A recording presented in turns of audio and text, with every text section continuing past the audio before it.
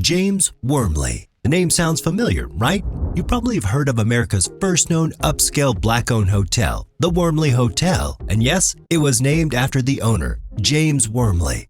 James made a great milestone as far as ownership of properties by blacks is concerned. He created a stepping stone for most black entrepreneurs. His story is a very interesting one. Let's go deep into it.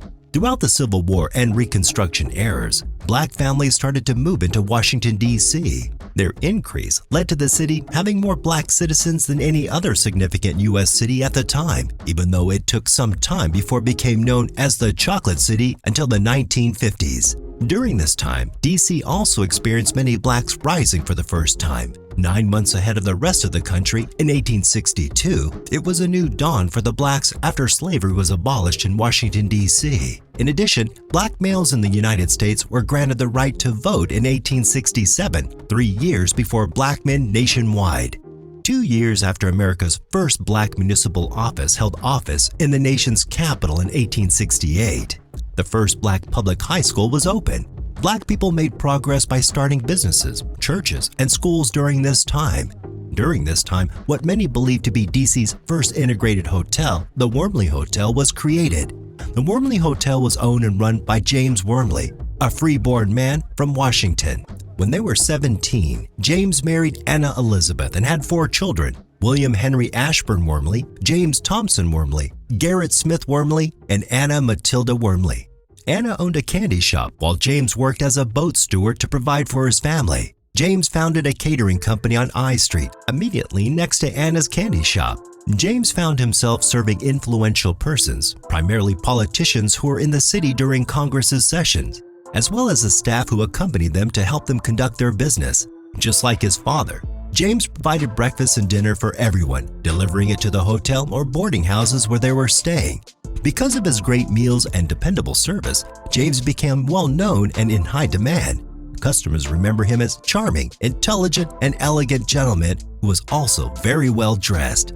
James eventually opened a restaurant and acquired several boarding rooms on I Street thanks to the success of his catering business. According to Gelderman, an ad which regularly ran in Washington's papers cited Wormley's celebrated dining rooms at 320 I Street between 15th and 16th Street. The hotel began as a row of houses used as boarding houses before the Civil War. Donnell Graves. Wormley's first employment as a young lad was working for his family's Hackney Carriage Company. His father, Lynch Wormley, began his career as a Hackney carriage driver, one of the few opportunities for a black man to run his own business in the early 1800s. Lynch Wormley eventually succeeded in acquiring several properties on I Street between 15th and 16th Street. In addition, he had assets in other parts of Washington, D.C., like the Liberia Hotel. Wormley would learn his skills and respect for the labor-intensive nature of business ownership through his profession, which he would later put to good use in post-Civil War Washington. Lynch Wormley's introduction into the hotel industry undoubtedly inspired his son. His accomplishments and expertise created the conditions and paved the way for James. After operating a profitable restaurant, Wormley decided to buy the Wormley House, a hotel in 1871. The Wormley Hotel was a 5-story structure with a bar, a barber shop, and a steam dining room where Wormley prepared dishes in the European style using fresh products from his adjacent farm.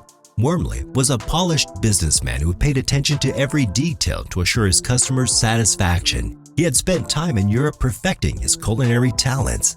At the southwest corner of 15th and H Street Northwest, close to the White House, the first-class establishment hotel quickly rose to prominence among the affluent and political elite of the nation's capital. His work honed Wormley's expertise in the kitchen as a caterer, club steward, and traveler throughout Europe. His meticulous attention to detail ensured his hotel guests were happy while they were there. The hotel was known for its well-kept rooms, early telephone, and the dining area where Wormley served European cuisine. White men in position of power and wealth were the hotel's main clientele.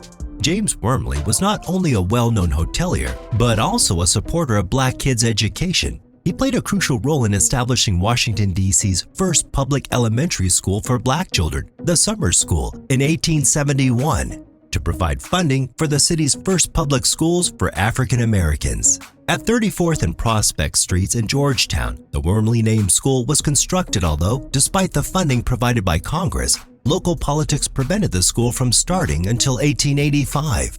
The Wormley Hotel is also most famously known as the site of a series of secret meetings between representatives of Republican presidential candidate Rutherford B. Hayes and Democratic presidential candidate Samuel J. Tilden regarding the hotly contested presidential election of 1876, which started in January of 1877. The meeting, secretly convened at the Wormley Hotel, became known as the Wormley Conference. The notorious Compromise of 1877, which saw the evacuation of federal soldiers from the South and the end of Reconstruction with its assurance of black political participation, was the result of the representatives' final negotiations on February 26, 1877. It's doubtful that Wormley even knew what kind of discussions were happening at his hotel.